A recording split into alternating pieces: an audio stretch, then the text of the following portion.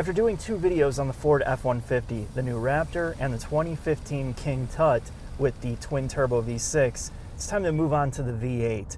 And this is kind of a reflection on this truck and why it's one of the best choices out there and why it sells so many, of course, and then why the V8 just seems to be king in a vehicle like this.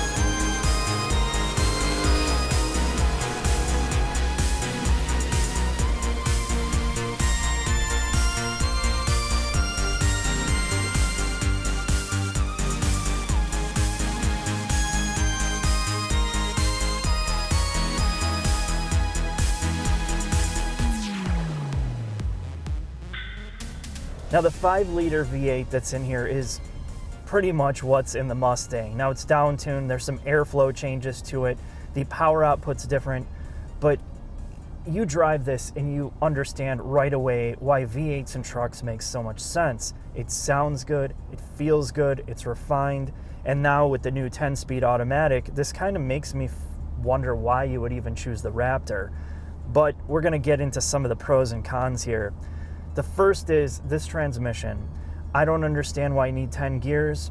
I mean, I think we all know why. It's mostly for efficiency. It's extremely smooth. It's been co-developed with GM.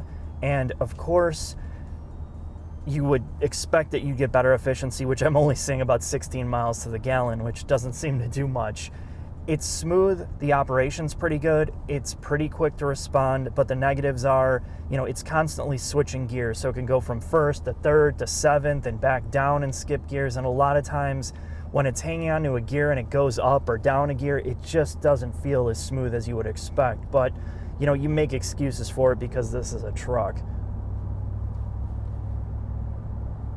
The other things that don't add up for me is there's just stuff that doesn't work in here. Like the seat massagers, the lumbar bladder control, it's basically inflators. It just stops working. Doesn't work at all, doesn't respond. Even after a restart, it just randomly stops and starts working. And I think that to me is kind of like the annoyingness of some of the things to do with this F-150. Now that I'm over a broken pavement, it's pretty clear that this has a very truckish ride, and you do get a lot of that kind of up and down motion, that springiness motion that you would associate this with a truck. And you get out of a vehicle like the Raptor and you're like, man, you can see how much a good suspension setup can change the ride quality of a vehicle like this. Now it's not if you're used to trucks, this is going to be a non-issue, and in fact I really like it for the most part for street driving, and I've taken this off-road actually, which I didn't get a lot of video of, but it's just so composed really for like light duty stuff that you'd be using it for off-roading. It does such a wonderful job at kind of mixing the best of both worlds. And when you get here or places like Michigan where the pavement is third world levels of they're just not kept up, to put it nicely, you can realize right away just how comfortable a riding vehicle this is. Now I'm going to bring this to a stop here. We're going to take a quick launch and see what the V8 sounds like in this bad boy. Turn the advanced track off, put this in sport. Brake torque it a bit.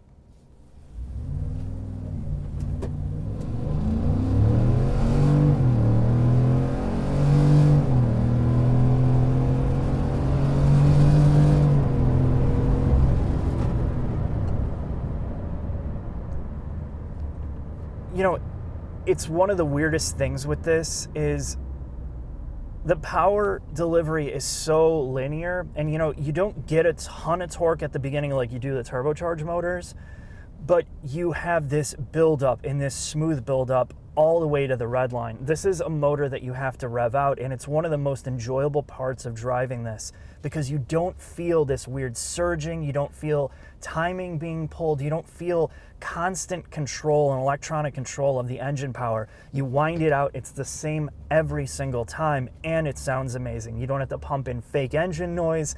It's just one of the most enjoyable parts of driving the V8 version of this. And now that you have dual injection, I mean, you should get better fuel economy on the highway, namely if you're towing and hauling on long distances. Now there's a bunch of different drive modes. You have tow haul, snow wet, eco, and sport, and really I just leave it in normal because it doesn't have adaptive dampers on this. It's just kind of changing the transmission programming and all that. And for the most part, you know, the same good things in this are the same in all the models. If you go to a higher trim like the King Tut, whether you choose the EcoBoost, a lot of this is going to be the same. Interior-wise, exterior-wise, there are some updates, but I really enjoy the comfort level in this. You have so many things going on here. The Bang & Olufsen audio, which just seems wrong. And if you asked me 20 years ago if Bang & Olufsen would ever be in a vehicle, let alone a truck, I'd laugh at you. You know, the material choice is pretty good. They have wood trim. The attention to detail in the seat stitching, where it looks like there's almost polished aluminum to match the dashboard. The leather materials, all of this is way above what you would expect in a vehicle like this. Now, there is some chintziness, like the controls and the steering wheels are loose on both sides. I mean, the fit and finish is not good in here.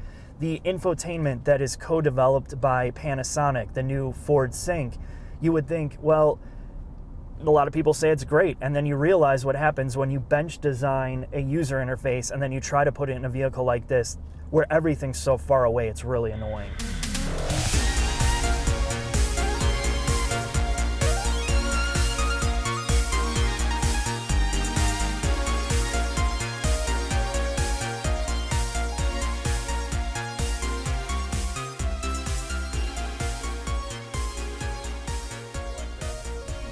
God, I feel how bad this thing rides. And it's actually not that bad, really. It's really not that bad. It's just, it's a truck. What do you expect? Right. That's still crazy. Every time I think about that, that one customer bought a Sequoia and we're like, how do you like it? Oh, I like it except for it rides like a truck. Well, what the hell do you expect for your freaking monster to ride like? Yeah. But there are some exceptions, because that TRD Pro and the Raptor rode really well. But that's on, you know, $4,000 shocks. Well, you need to drive an F-150 from like 5 years ago. Oh, those were the previous generation was awful compared to this. You should drive the guys next door. He's got, what the hell is that thing? The King Ranch F-350? But Yeah. the one he had before that's like the 2012. Oh my God. You can't even, you need a freaking harnesses to keep you on in the seat hitting bumps that you don't even feel. Oh, I don't know how you could drive that every day. I think people just get used to it. Well, Or it's what they grow up with, too. But they also use the trucks for what they're made for. They don't just drive around to sport around in. They have bricks and trailers. I mean, they load the shit out of them. So that's how they're supposed to ride when they're loaded. Yeah. I mean, unloaded is garbage. It's like driving a semi without a trailer. This is one of Ford's most reliable motors. So this is the motor that's it's essentially the same motor that's in the Tang. And now it's got port and direct injection. So it makes more power. It's about 400 pounds of torque, 400 horsepower, which is detuned. I mean, they detune it because they want to have a reason to sell the EcoBoost motors, of course, which make more torque and horsepower. But this feels so much better than the Raptor. But what's the fuel economy on this? That's the problem. The fuel economy went up by like 1 or 2, but that's mostly because of the 10 speed that they put in here. Well, what is it? 6. Or what are you getting? I'm getting 16. That's we just had an EcoBoost in the other day. I mean, who knows when it was reset last or how they drive, but it was a lady driver. That doesn't mean anything, but it was 15.7 miles per gallon. What and I think motor it was like was it? 13 or a 14. I don't know, one of the EcoBoost piles. It was in for a noise. I never opened the hood.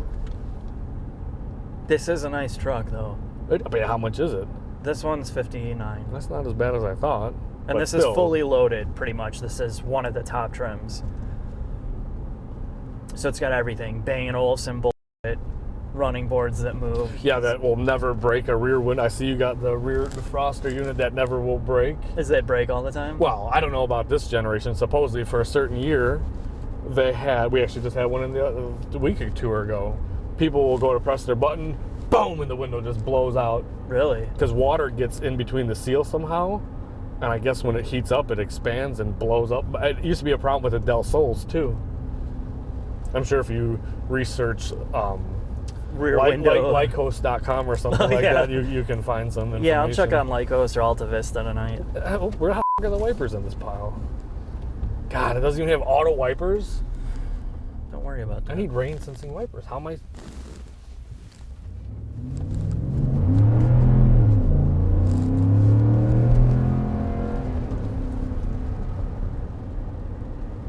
So what do you think? Just your short drive, ride quality, all that? It's fine. You could live with this every day, probably. Mm-hmm. Yeah, I mean, it rides way better than they used to ride. I can't believe anybody would have bought a Ford back in the day. They're so bad. But they were the only ones that were bad. I should have turned my traction controls off. I'm going to roast the back tires. Yeah, you should have.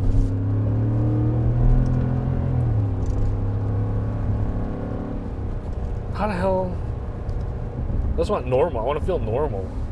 I mean, thing should be like at 12 RPMs in 10th gear. Just chugging along, just dieseling. I mean, when you're in normal, and that's something about the transmission, it makes sense that it's always trying to get to its 9th and 10th gear, because it's always at like 1200 RPMs all the time. But if you switch it to sport, it never uses 9th and 10th. It goes to 8th, so it acts more like an 8 speed.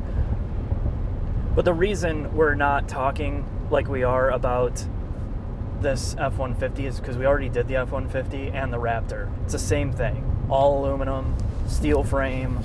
It feels really the same. This is just the updated engine, updated some like styling and features, but for the most part it's the same, and it's still good. I still think this is my favorite truck. If I had to own one, if I had to buy one, I can see why the F-150 sells so many, because it's kind of the best balance with all the features. You still get a V8, you get a modern transmission. But if you weren't going to do that, I'd still take a Tundra or a Cavalier convertible. Oh, man. Is it the 2.8 or the 3.1? It looks like the 3.1. Yeah, that's the sports version. Wow. So what do you say? What truck would you take still after all the ones? Silverado, Tundra, this, Ram. Toyota. You'd still take a Toyota over this? If you were buying it or leasing it? Well, I wouldn't buy any of them. But well, right, but I mean, yeah, if you're going to buy it. Toyota. You're going to lease it? Toyota. Really? Interesting. I was born a Chevy, man. I couldn't drive a Ford. Yeah, true. And the Chevy's a pile. Yeah, you would never buy a Chevy. Not in their current state, no. Well, the American trucks, I don't know. I don't get to drive. I mean, have you had a new Dodge Ram? Yeah. Oh, you had that Rebel thing or something? Yeah, but I don't know. I think Ford does it the best combining all of it. Like I was saying earlier, it's kind of the best with all the features. Aluminum, lightest weight. You still have a V8. You have other engine options. They're doing it the best. The Tundra, it just feels so dated. I mean, the drivetrain's good. Of course, it's going to last, but it just feels like they haven't put anything into that. That's the only reason I wouldn't choose it over this. And I like having a touchscreen. Oh. I wish it was up on the dash, personally. That it raises up automatically? Yeah, it's blocking my view. Oh, yeah. I really wish it was there.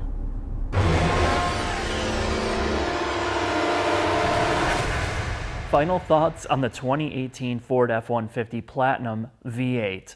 If you're looking for extreme detail on the F-150, check out our Raptor video or the 2015 King Ranch with the twin-turbo V6. We look at the underbody, the chassis, all the finer details of the F-150 of this generation. This just kind of covers more of the updated exterior, just a little bit different look in terms of drivability with the 10-speed and the 5-liter with direct injection and port injection.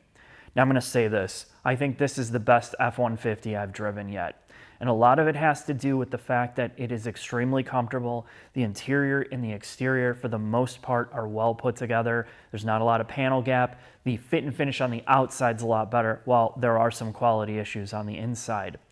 And I would take this over a Raptor primarily because of the V8. The drivetrain is so good here. And I'd let the aftermarket, I deal with the aftermarket in terms of setting up suspension if I needed a more ruggedized or off-road vehicle. Now, the second part of this is, you don't have the fake engine noise, you don't have the turbos, you don't have some of the questionable reliability of long-term ownership that you're gonna have to deal with on turbocharged vehicles. And that's why I really enjoy the naturally aspirated V8 in this. It's proven, it's tried and true, and just the sound of it, it has that experience that you expect with a truck. Throw on an exhaust, and you're just gonna be loving this thing. Now, if you're not just street driving it, go for the lesser trim. You're gonna save yourself at least $15,000 getting rid of all the fluff on the inside. You're probably not gonna work. Like this tester already had problems with the massaging seats or the inflators in the seats. It's one of those, you pick and choose what you really need for your usability. But overall, out of all the trucks I've driven, I really like the Tundra. The Tundra TRD Pro is an amazing vehicle, but this combines so many more of the updated elements, the aluminum the aluminum exterior body structure. I don't know, it's just hard to lose with this. So check out our other videos, and I hope this was somewhat informational and fun to watch. Take care.